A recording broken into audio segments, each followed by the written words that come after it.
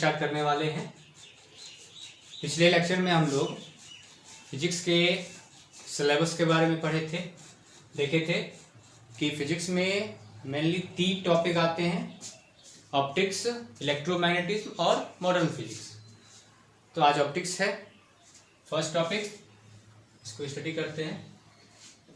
सबसे पहले ऑप्टिक्स क्या होता है, ऑप्टिक्स, ठीक है। It is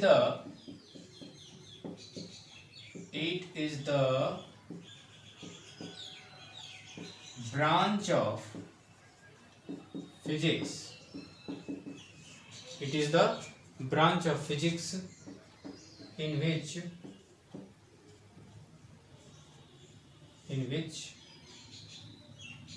we study about light. It is a branch of physics in which we study about light. कहने का मतलब ऑप्टिक्स जो होता है फिजिक्स की वह शाखा है जिसमें हम लाइट के बारे में स्टडी करते हैं। ऑप्टिक्स कहने का मतलब क्या? प्रकाशिकी। ओके, ठीक है। ऑप्टिक्स वर्ड जो है कहाँ से आया है? Optics comes from Greek word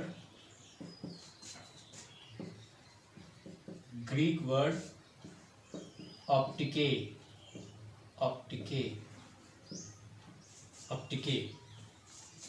which means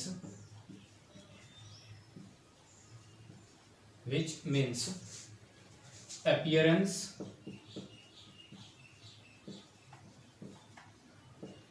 or look, appearance और लुक, ठीक है। तो ऑप्टिक्स वर्ड जो है ग्रीक वर्ड है। ग्रीक वर्ड कौन सा? ऑप्टिके से आया है, जिसमें कि हम लाइट के बारे में स्टडी करते हैं। ऑप्टिक्स के कितने पार्ट? तो ऑप्टिक्स का पार्ट बताया था 2।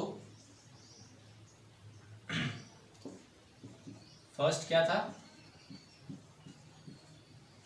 रे ऑप्टिक्स, और सेकेंड था वेव ऑप्टिक्स। रे ऑप्टिक्स को हम ज्योमेट्रिकल ऑप्टिक्स भी बोलते हैं।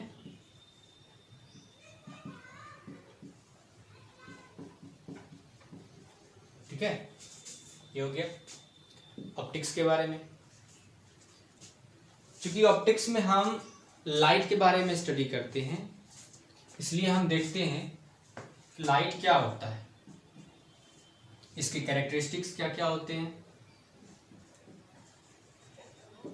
अगर हम लाइट के बारे में बात करें तो it is the form of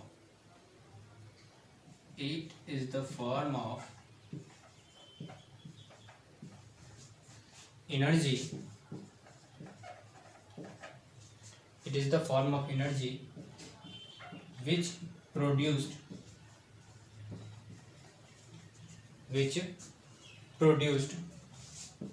the sensation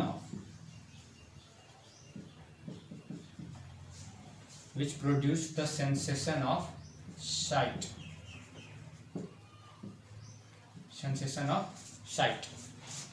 कहने का मतलब क्या? लाइट एनर्जी का फॉर्म होता है जो कि अनुभूति कराती है किसके लिए? दृष्टि, यानी देखने के लिए। सेंसेशन ऑफ साइट कहने का मतलब दृष्टि का अनुभूति कराना, ठीक है। तो लाइट के कैरेक्टरिस्टिक्स की बात करें तो क्या है कि light is an electromagnetic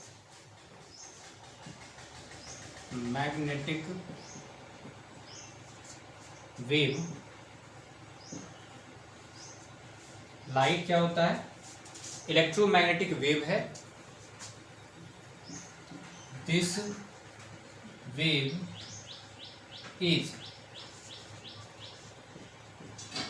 transverse in nature.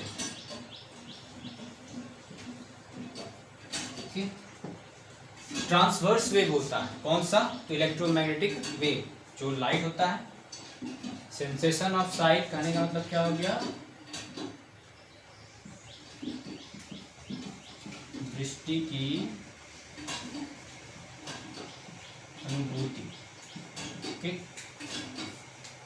Transverse wave क्या होता है? जैसे कि कोई अगर स्ट्रिंग लेते हैं, अप एंड डाउन मूव करवाते हैं, तो एक तरह से इस तरह का वेव क्रिएट होता है। इसी वेव को ट्रांसवर्स वेव कहते हैं। तो light is an electromagnetic wave और इसका नेचर कैसा होता है? ट्रांसवर्स होता है। अब लाइट एक वेव है तो इसका कुछ ना कुछ वेवलेंथ होता होगा। तो the wavelength of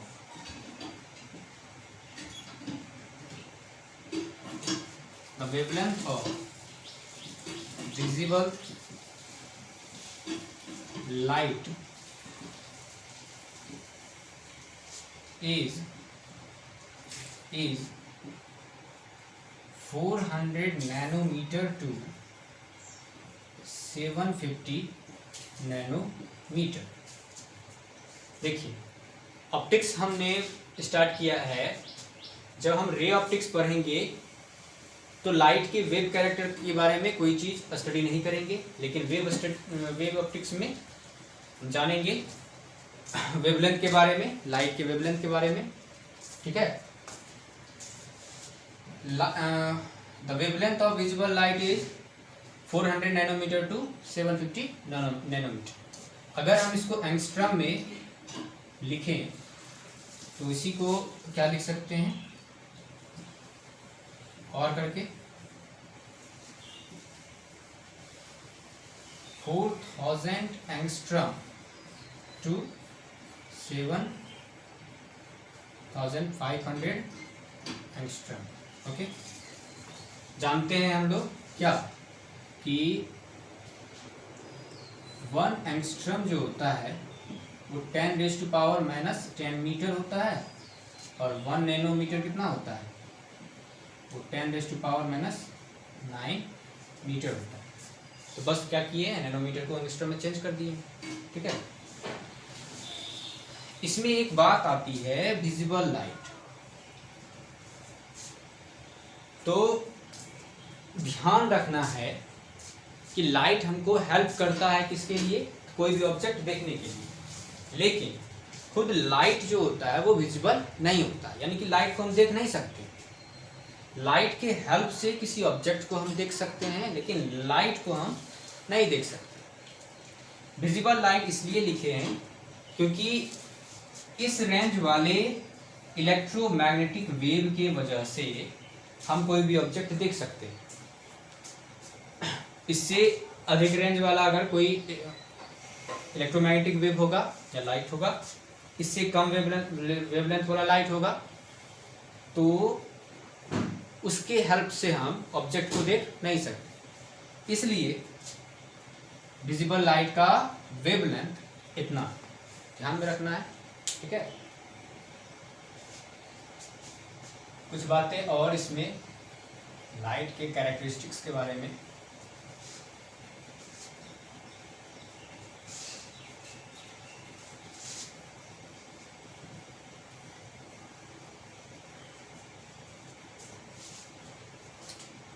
Next point,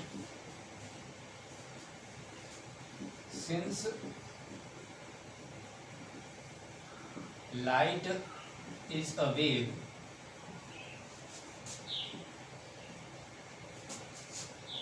so their speed and wavelength changes on changing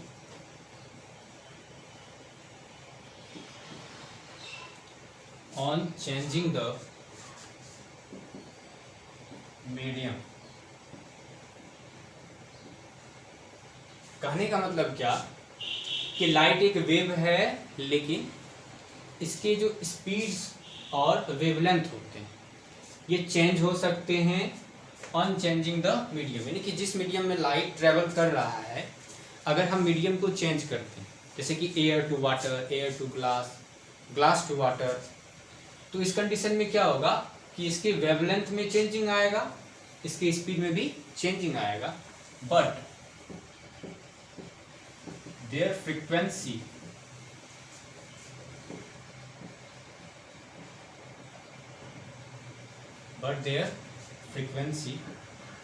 remains unchanged।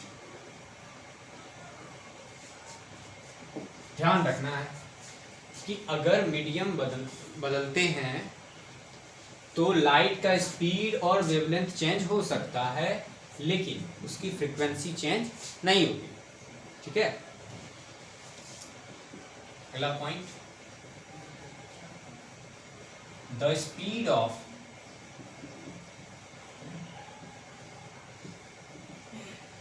light in vacuum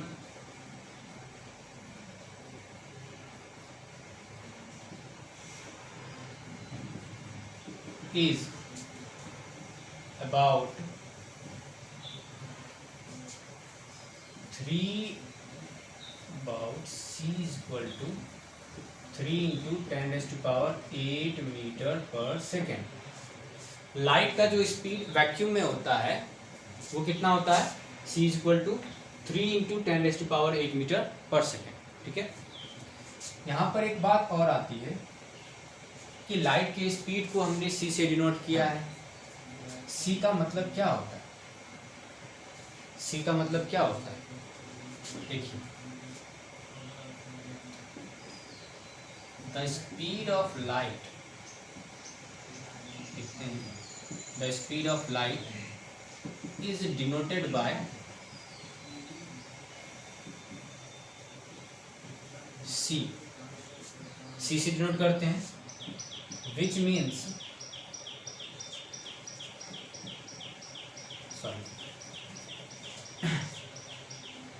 the speed of light is denoted by c, which comes from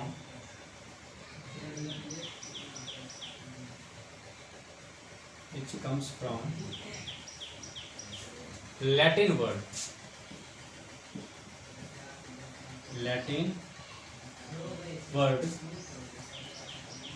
celeritas, okay. C Latin word सेलेरिटस से है। ठीक है, सेलेरिटस का मतलब क्या होता है,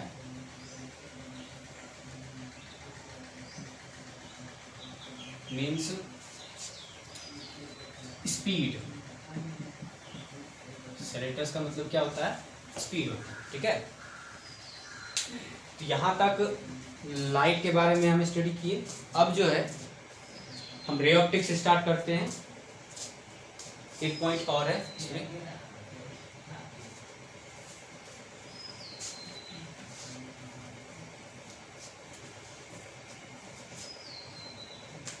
एक पॉइंट और है, ठीक है,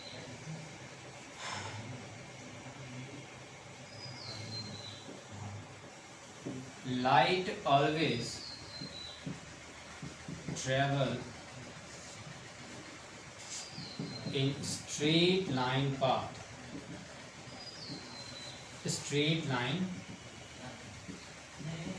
path, in homogeneous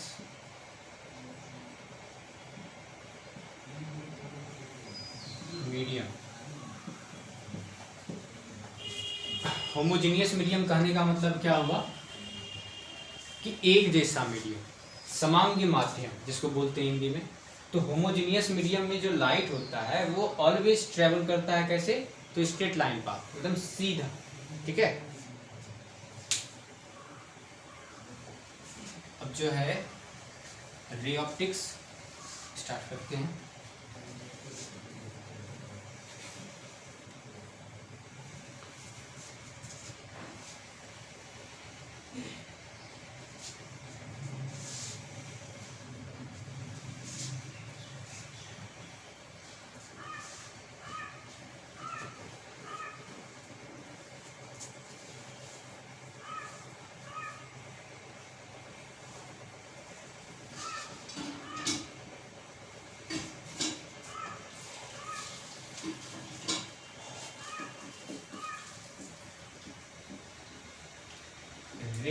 ऑप्टिक्स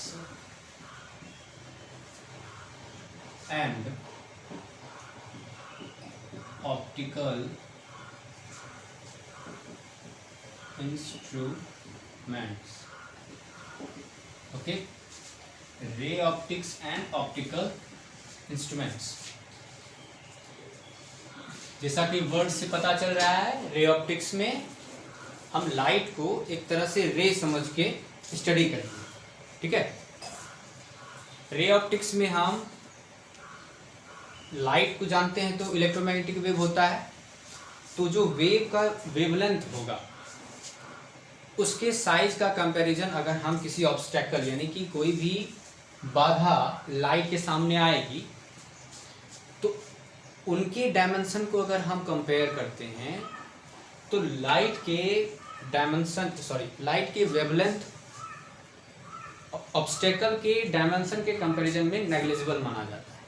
जैसे ऐसे समझते हैं कि अगर हम इस वेव को देखें तो समझ में आती है बातें कि ये वेवलेंथ हो गया। अगर हम इसको छोटा कर दें,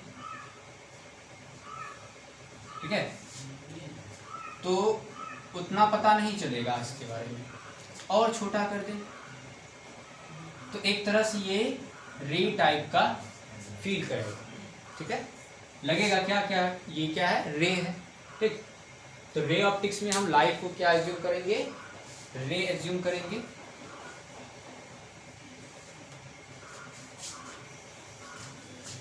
लिखते हैं in this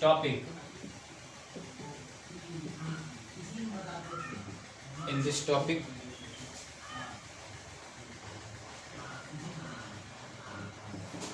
the wavelength of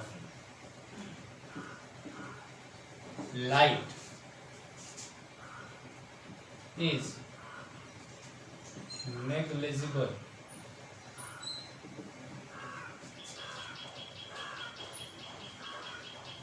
compared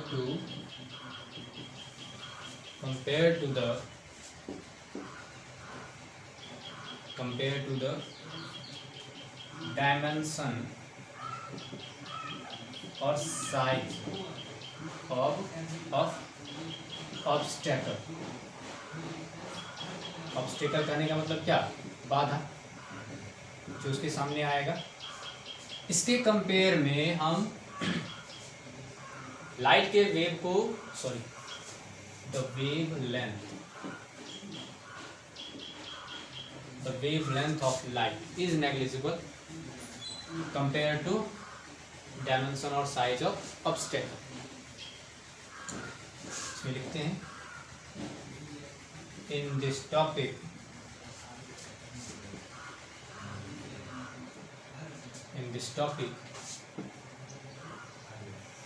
light considered to be a रे, एक तरह से रे समझेंगे, ठीक। अब बात क्या आती है कि रे क्या, व्हाट इज रे, रे क्या होता है, the straight line path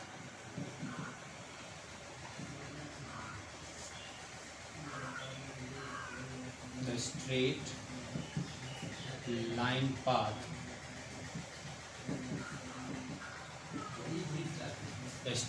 path of light is called ray। तो जो लाइट होता है उसका जो स्ट्रेट लाइन पाथ होता है उसको हम रे बोलते हैं, ठीक है। जैसे सिंबल का बात करें तो इस तरह से हमने बना दिया। एरो मार्क क्या बताएगा, एरो मार्क बताएगा कि लाइट इस साइड से इस साइड की ओर ट्रेवल कर रहा है, ठीक है, ये हो गया रे। अब इसके बाद आता है beam of light, okay. Beam of light क्या होगा, सिंपल है, द ग्रुप ऑफ रे, द ग्रुप ऑफ रे कॉल्ड बीम ऑफ लाइट। ठीक है, बीम ऑफ लाइट क्या हो गया, द ग्रुप ऑफ रे कॉल्ड क्या, बीम ऑफ लाइट। ठीक है, बीम क्या होता है, सॉरी, बीम के टाइप्स कितने होते हैं, बीम के 3 टाइप्स होते हैं।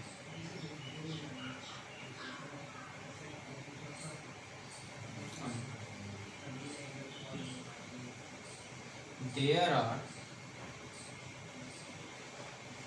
3 types of beam. There are 3 types of beam. First क्या हो गया, diverging beam. Okay. Second, converging beam, and last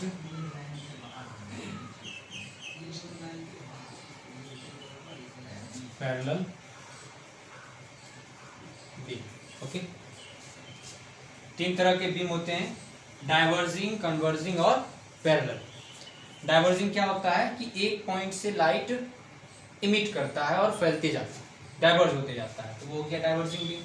converging beam क्या हो गया कि लाइट रेज जो होते हैं कि एक ही पॉइंट पर आकर मीट करते हैं, उसको कहेंगे कन्वर्जिंग बीम।